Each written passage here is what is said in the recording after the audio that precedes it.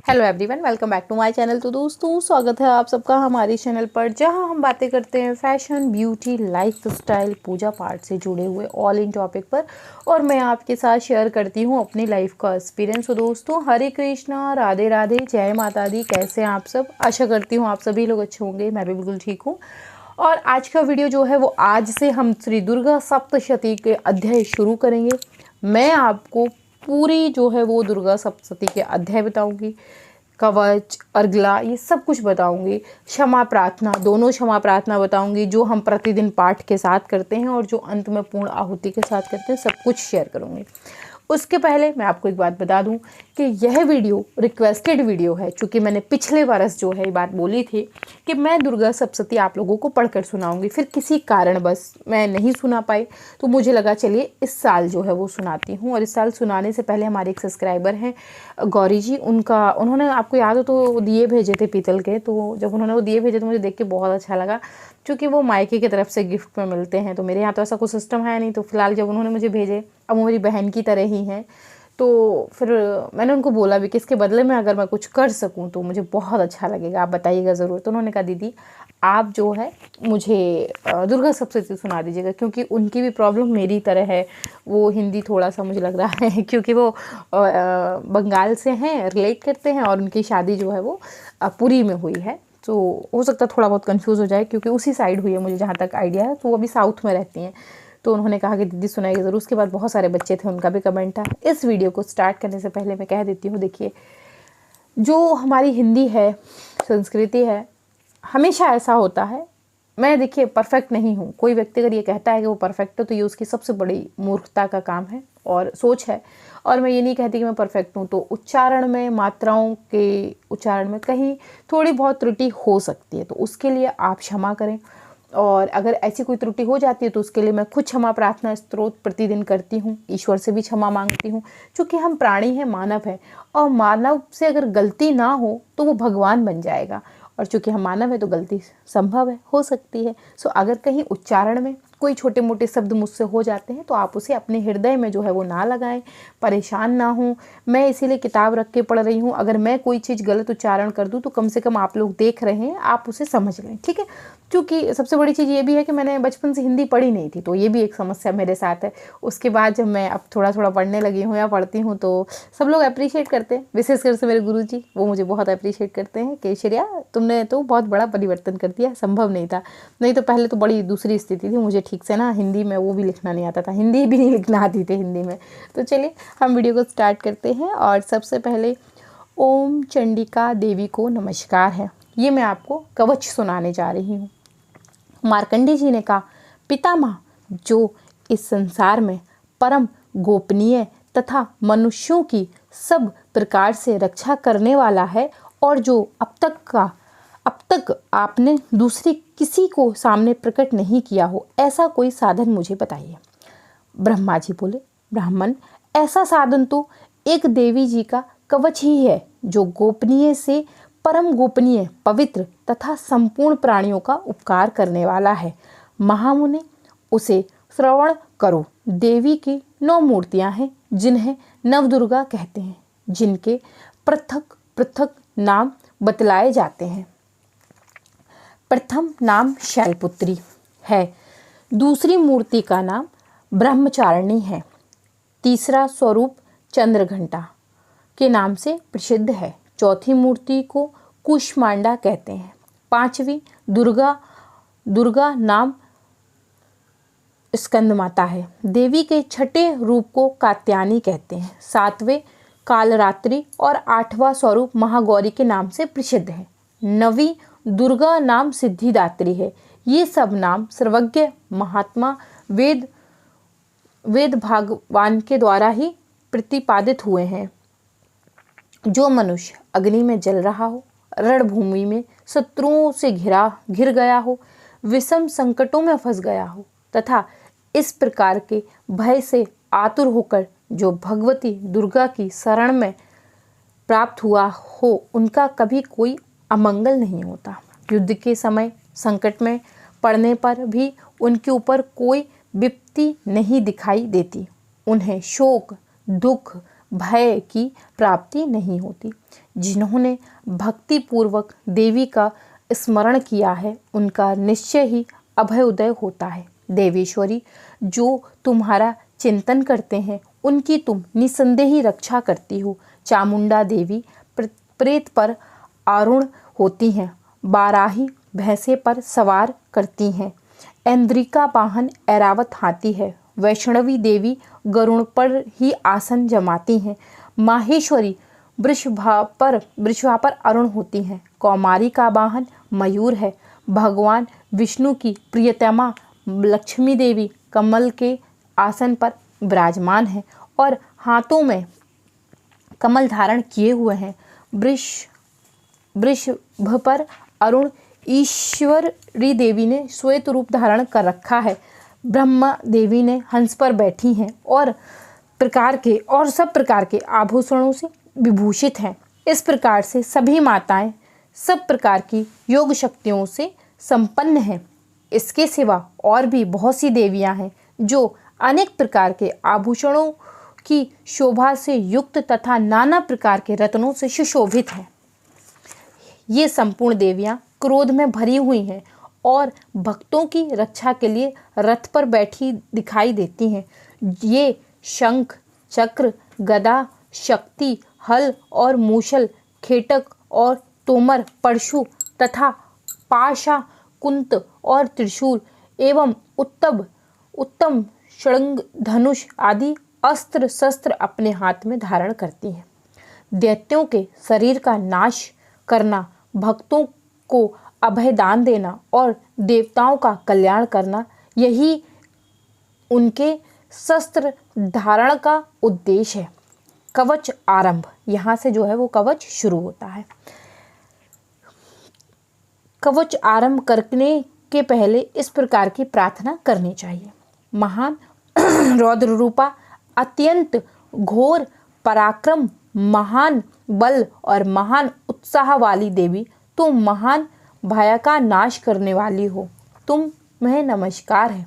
तुम्हारी ओर देखना भी कठिन है। शत्रुओं का भय बढ़ाने वाली जगदम्बिके, मेरी रक्षा करो। पूर्व दिशा में इंद्र शक्ति मेरी रक्षा करें। अग्निकोण में अग्नि शक्ति, दक्षिण दिशा में बाराही शक्ति तथा नेत्र कोण में खंडक धारिणी मेरी रक्षा करें। पश्चिम दिशा में वारुणी और वायव्य कोण में मृग पर सवारी करने वाली देवी मेरी रक्षा करें। उत्तर दिशा में कौमारी और ईशान कोण में शूलधारिणी मेरी रक्षा करें।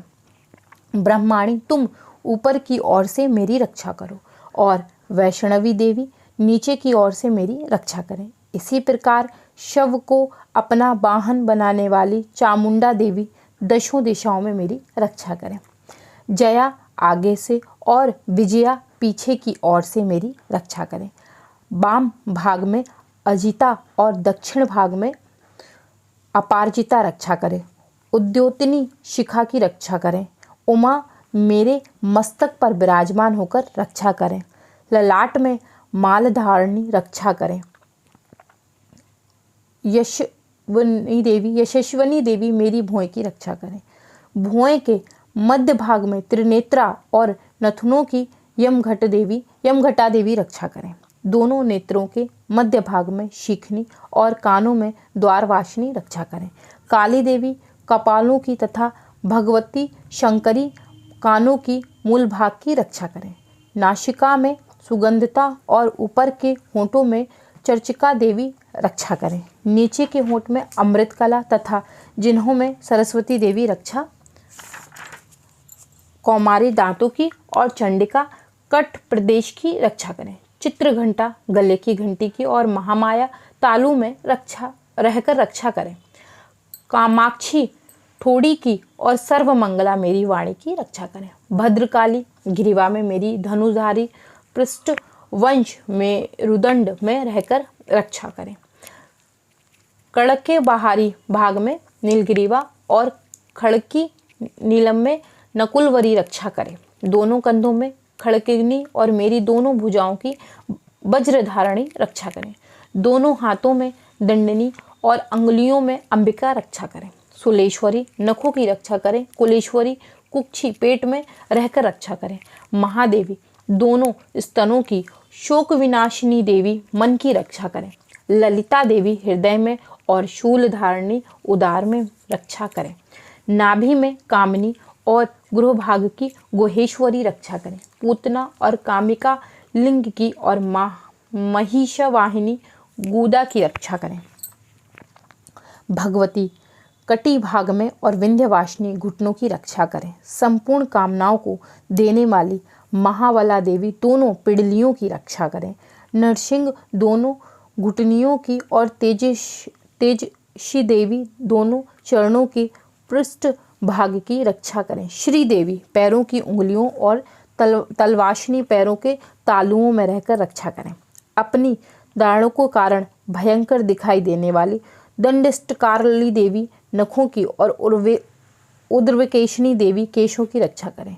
रोमा वालियों की छिद्रों में कुंवारी और त्वचा की बागेश्वरी देवी रक्षा करें। पार्वती देवी रक्त, मज्जा, वाश, मांस, हड्डी और मेद की रक्षा करें। दांतों की कालरात्रि, पित्त की मुकेटेश्वरी रक्षा करें। मूलधार आदि कमल कोशों में पद्मावती देवी और कफ में चूड़ामणि देवी स्थित होकर रक्षा करें। नख के तेज की ज्वालामुखी रक्षा करें, जिसका किसी भी अस्त्र भेदन नहीं हो सकता। वह अमेध देवी शरीर के समस्त संधियों में रहकर रक्षा करें। ब्रह्माणी आप मेरे वीर की रक्षा करें। छत्रेश्वरी छाया की तथा धर्माहरणी देवी मेरे अहंकार, मन और बुद्धि की रक्षा करें। हाथ में वज्र धारण करने वाली वज्रहस्ता देवी मेरे प्राण, अपान, व्यान, उदान और सम्मान वायु की रक्षा करें। कल्याण से सुशोभित होने वाली भगवती कल्याण शोभम मेरे प्राण की रक्षा करें। रस, रूप, गंध, शब्द, स्पर्श इन विषयों का अनुभव करते समय योगिनी देवी रक्षा करें तथा सत्वगुणा, रेजगुणा और तामगुणों की रक्षा सदा नारायणी देवी करें। बाराही आयु की रक्षा करें। वैष्णवी धर्म की रक्षा करें तथा चक्रणी चक्र धारण करने वाली देवी यश, कीर्ति, लक्ष्मी, धन तथा विद्या की रक्षा करें। इंद्राणी आप मेरे गोत्र की रक्षा करें। चंडिके तुम मेरी पशुओं की रक्षा करो। महालक्ष्मी पुत्र की रक्षा करें और भैरवी पत्नी की रक्षा करें। मेरे पथ की सुपदा और मार्ग की क्षेमकारी रक्षा करें। राज के दरबार में महालक्ष्मी रक्षा करें तथा शव ओर से व्याप्त रहने वाली विजया देवी संपूर्ण भयों से मेरी रक्षा करें। देवी जो स्थान कवच में नहीं कहा गया रक्षा से रहित है, वह सब तुम्हारे द्वारा सुरक्षित हो, क्योंकि तुम विजयशालिनी और पाप विनाशिनी हो। यदि अपने शरीर का भला चाहे तो मनुष्य बिना कवच के कहीं एक पग भी ना जाए। कवच का पाठ करके ही यात्रा करे। कवच के द्वारा सब ओर से सुरक्षित मनुष्य जहाँ जहाँ भी जाता है, वहाँ वहाँ उसे धन लाभ होता है तथा संपूर्ण कामनाओं की सिद्धि करने वाली विजय की प्राप्ति होती है। वह जिस जिस अभिष्ट वस्तु का चिंतन करता है, उसे उसका निश्चित ही प्राप्त कर लेता है। वह पुरुष इस पृथ्वी पर तुलना रहित महान ऐश्वर्य का भागी होता है। कवच से सुरक्षित मनुष्य निर्भय हो जाता है। युद्ध में उसकी पराजय नहीं होती है तथा वह तीनों लोक में पूजनीय होता है। देवी का यह कवच देवताओं के लिए भी दुर्लभ है। जो प्रतिदिन नियम पूर्वक तीनों संध्याओं के समय श्रद्धा के साथ इसका पाठ करता है, उसे देवी कला प्राप्त होती है। साथ वह तीनों लोकों में कहीं भी पराजित नहीं होता है। इतना ही नहीं, वह आप मृत्यु रहित हो जैसे भी अधिक वर्षों तक जीवित रहता है। मकरी, चेचक और कोण आदि जिसकी संपूर्ण व्याधियां नष्ट हो जाती हैं। कनेर, भांग, अफीम, धतूरे आदि का स्वाधार विष, सांप और बिच्छू आदि के काटने से चढ़ा हुआ जगम विष तथा अहिफेन और तेल के संयोग आदि से बनने वाला कृत्रिम विष, ये सभी प्रकार के विष दूर हो जाते हैं। उनका कोई असर नहीं होता। इस पृथ्वी पर मरण, मोहन आदि जितने औपचारिक प्रयोग होते हैं तथा इस प्रकार के जितने मंत्र यंत्र होते हैं, वे सब इस कवच को हृदय में धारण कर लेने पर उस मनुष्य को देखते ही नष्ट हो जाते हैं। ये ही नहीं, पृथ्वी पर विचरने वाला ग्राम देवता, आकाशचरी देव व शेष, जल के संबंध से प्रकट होने वाले गण, उपदेश मात्र से सिद्ध होने वाला निम्न कोटि के देवता, अपने जन्म के साथ प्रकट होने वाले देवता, कुल देवता, माल, कठमाल आदि, डाकनी, शाकनी, अंतरिक्ष में विचारने वाले अत्यंत बलवती भयानक डाकनियाँ आदि, अनिष्टकारक देवता भी हृदय में कवच धारण किए रहने पर उस मनुष्य को देखते ही भाग जाते हैं। कवचधारी पुरुष को राजा से सम्मान वृद्धि प्राप्त होती है। यह कवच मनुष्य के लिए तेज की वृद्धि करने वाला है, उत्तम है। कवच का पाठ करने वाला पुरुष अपनी कीर्ति से विभूषित भूतल पर अपने सुयश के साथ साथ बुद्धि को प्राप्त होता है। जो पहले कवच का पाठ करके उसके बाद सप्तशती चंडिका का पाठ करता है, उसकी जब तक वन पर्वत और कानों सहित यह पृथ्वी टिकी रहती है, तब तक यहाँ पुत्र पौत्र आदि संतान परंपरा बनी रहती है। फिर देह का अंत होने पर वह पुरुष भगवती महामाया के प्रसाद से उसे नित्य परम पद को प्राप्त होता है, जो देवताओं के लिए भी दुर्लभ है। वह सुंदर दिव्य रूप धारण करता है और कल्याणमय शिव के साथ आनंद का भागी होता है। तो दोस्तों, ये कवच जो है वो यहीं पर पूर्ण होता है। इसके बाद आगे धीरे धीरे हम आगे बढ़ते जाएंगे और मैं आपके साथ दुर्गा सप्तशती को संपूर्ण करने की कोशिश करूँगी। अगर कहीं छोटी मोटी त्रुटि मुझसे हो गई हो तो मैं इसके लिए ईश्वर से क्षमा प्रार्थी हूँ, आप लोगों से भी क्षमा चाहती हूँ कि कोई इसे हृदय पर ना ले।